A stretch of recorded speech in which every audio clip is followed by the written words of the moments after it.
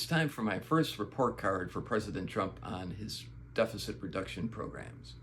I'm Rich Bialik, and welcome to the Bialik Group Report.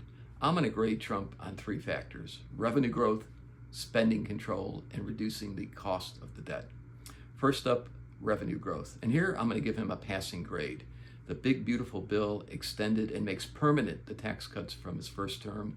There's significant deregulation, and there's a shift in spending into areas that are going to provide more jobs and more income to the American consumer. That's all positive.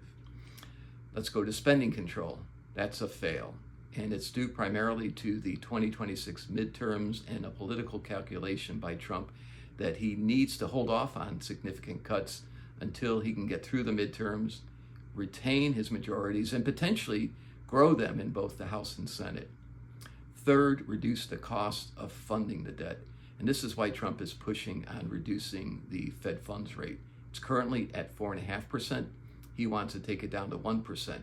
And it's been there at 1% as recently as March of 2020.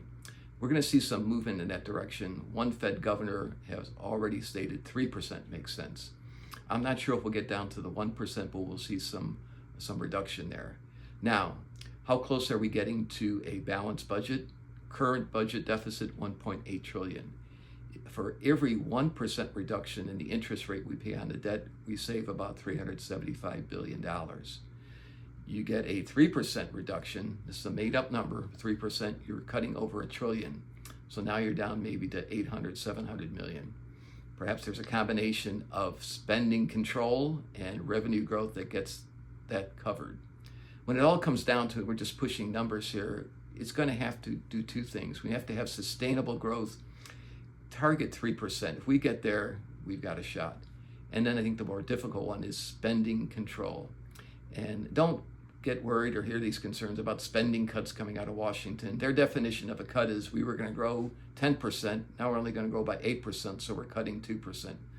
Don't be fooled by their faulty math. We're going to keep tracking this, look at another report card, perhaps in late September, early October. Thank you again for tuning into the Bialik Group Report.